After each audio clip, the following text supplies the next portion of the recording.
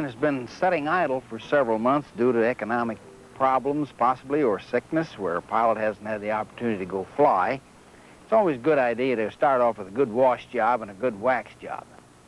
This affords the pilot the opportunity to look at his airplane, look for damage, the result of vandalism, possibly loose rivets, possibly hanger rash in this area where airplanes are moved around his airplane. It gives him an opportunity to see what has happened to his airplane in the month that it's been idle. Remembering that to wax the airplane will afford the pilot a better performance. It's always advisable to check all of the openings on the airplane. The pitot tube, the static port, and also all the drain holes. This is especially important because in the wintertime, many times, water collects in there, and the freezing causes damage to the control surface itself. In addition to that, birds have a way of getting in openings. We want to look in there to find out if there's any evidence of a bird building a nest or any rodent as far as that's concerned. And if we have any doubt about it, have a mechanic remove the inspection plate and take a good close look at it. We do have a case on record where a venomous snake crawled inside of a tail wheel type airplane, and the pilot didn't discover that he was on board until he was in flight, and it presented quite a problem. Make sure you check the underside of the aircraft, too. Inspect the tire, take a good look at the shock strut, check the brake lines for leaks, also the fairings, drain the gas tanks for any possible water. Also, take a look at the underside of the fuselage for any structural damage and leaks. It's very important to check the windshield for cracks damaged by weather, such as hail or sandstorm, blowing sand. Also the cowl for damage by vandals. This opening here should be clear. The propeller itself should be checked for damage. The spinner, it should be checked. Possible cracks here around the screws, inside the engine cowling. We should make sure there are no birds' nests or foreign objects there. Check the alternator belt and also check the landing light and the various openings on the cowl. Also check the condition of the strut and the tire for proper inflation. Check the controls for freedom of movement. Make sure there is no binding. And above all, check for proper rigging. Also the compass for fluid. Make sure it's full of fluid. Might want to make a radio check. The lights, are they working properly? The instruments for discoloration. Above all, make sure you have the proper documents on board. Have the cowling removed to check the engine compartment. Look for foreign objects. Also check for loose connections, the spark plug leads, the engine mounts for cracks, the hoses and the wires for deterioration and cracking, excessive rust, leaks. Take a good look at the exhaust system and the heating system so that you won't get carbon monoxide in the cabin. If the engine's dirty, have it washed down. But in any case, if you have any question or doubt about the condition of the engine, check with your mechanic and have him take a good look at it before you fly. From the time an aircraft is turned off of the production line, it starts to deteriorate. This deterioration process is called attrition. It's an ongoing process that happens with any piece of machinery or equipment. When your aircraft has been in storage or has been idle for any period of time, it would be very wise for you to have a A&E mechanic look the aircraft over for you, pre-flight it, check the sumps, check and drain the oil, change the filter, service your accumulators, your regulators, your batteries, any portions of the equipment on the aircraft that are prone to failure, as they all are. This is just to ensure you of a good, safe trip the next time you're out flying. This is a typical example of an aircraft engine that's been left for a period of time in storage. The cylinder walls have rusted, causing pits and damage internally. The oil drains away from the cylinder walls, allowing the moisture to enter with the air and corrode the cylinders. One of the methods of preventive maintenance on this, which does help, is to remove the upper spark plugs, rotate the engine through as we spray oil internally into the cylinder, trying to coat the walls. This is probably the best measure we find for preventive maintenance if an aircraft's going to be stored for any period of time. The importance of topping off your fuel tanks I don't think can be overemphasized here. Here's a couple fuel cells that we have which have been severely dry rotted due to the fuel tanks being left empty. The rubber deteriorates. This is caused by the tank being dry. The hot sun baking on top of the wings elevates the temperatures internally in the wings to tremendous degrees. This neoprene rubber is susceptible to that.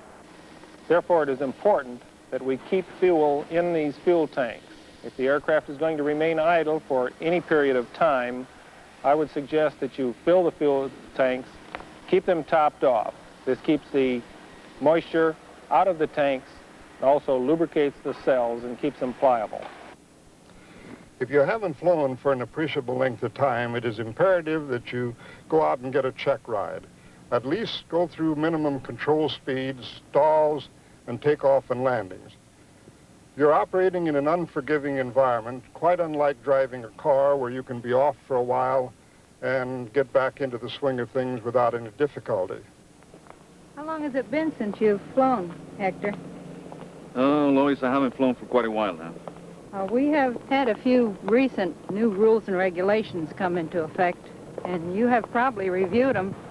So let's see how you fly. Okay. And before takeoff, parking brake set. Fuel selectors. Right main. Spring tap set. Controls, check. Left, on, right on. Free and full throttle. Temperature and pressures in the green. Mixtures reach. Drops forward. RPM 2100.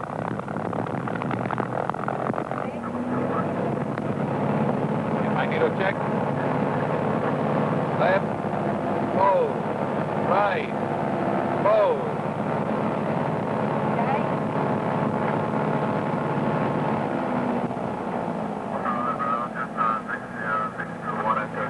Okay, all instruments in the green. Flaps are up and indicating up. Cabin doors and windows secure. Okay. Checklist complete. 7 Air 5 Tango Alpha is ready. 9 left, requesting left on wind departure, please. 5 Tango Alpha, hold short of the runway. 5 Tango Alpha. 437, turn up to 10, contact ground point 9. Thank you for your help. Thank you for your patience. Okay, Moody 1 Mike Alpha. Roger, 5 Tango Alpha, requesting left on wind departure, please. Let's stand with departure approved. 5 Tango Alpha. 66 Romeo, taxi to position and hold. 6 Romeo.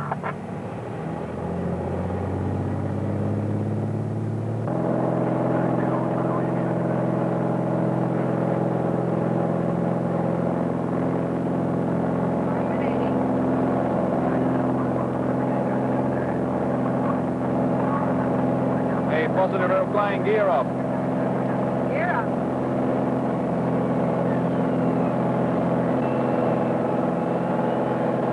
The gears in the up position, fly power.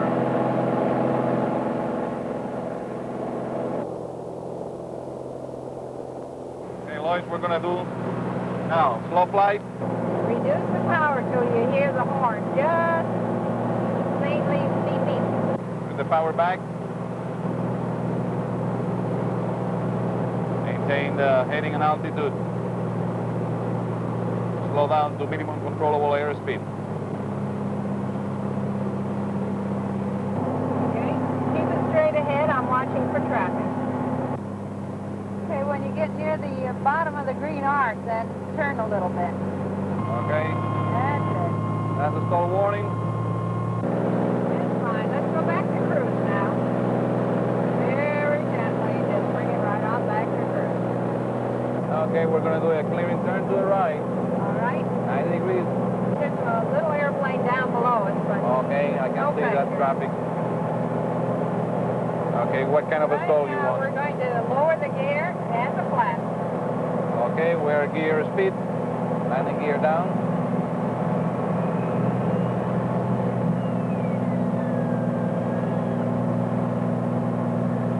Okay, the gear is down. We're below flap speed. Full flaps down. Right. Now we're just about approach speed. Now if we turn to the left slightly, I believe we'll have a stall. Okay, here comes max power. All right. We're in with the power. Flaps up. First comes the flap. Watch your altitude. And probably rate of line. Flaps coming up. Gear up. Here comes the gear. Now we're best angle of climb. Climb. That's fine. Now lower your nose to the horizon. Speed build up back to cruise. Hey, Lloyd, what do you want now? Okay, now this stall is the takeoff and departure stall. Okay, take off on departure stall. We're doing the clearance turn.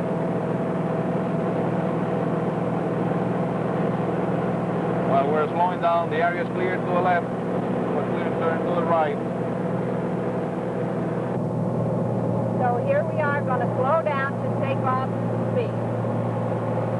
Okay. Make sure brakes are being pulled forward. Slowing down to take off speed.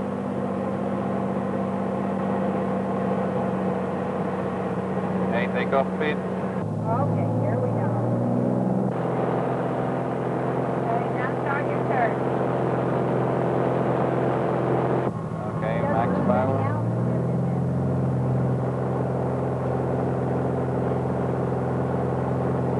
There below the nose. Take off and departure stall. Fine. Okay, what's next? Let's try a little hood work, Hector. There you have the airplane. I'll hold the airplane.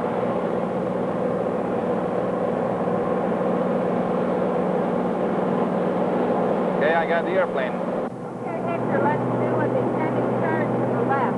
Feet per minute descent. Left descending turn, 500 feet per minute, right? Right. Clear left. Clear left.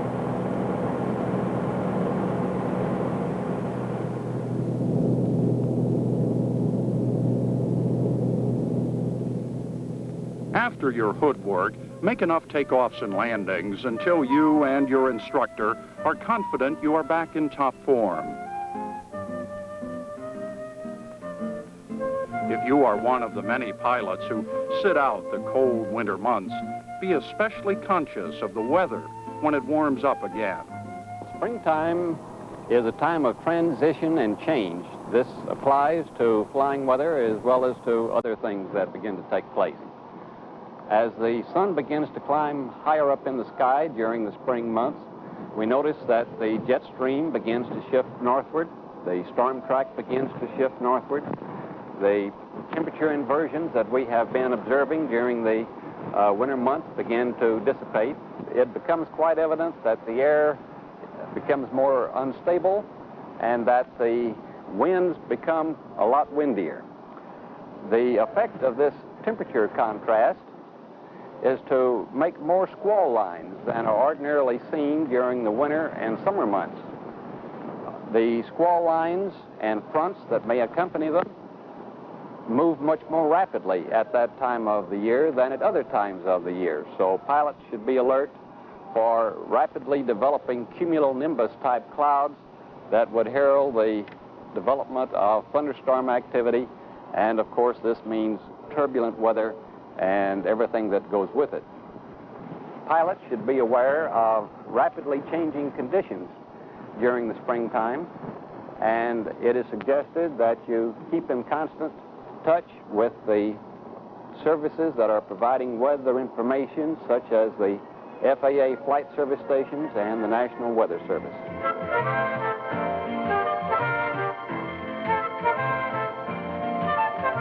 The weather is good. You're flying again. What a feeling. You made that extra effort, thoroughly checked out your aircraft, and you're satisfied that it's now as ready as can be. You took the time to resharpen your pilot skills by taking a check ride.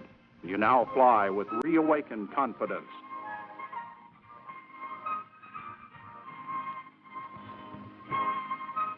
The forecast looks good. The skies are clear. Have a good and safe flight.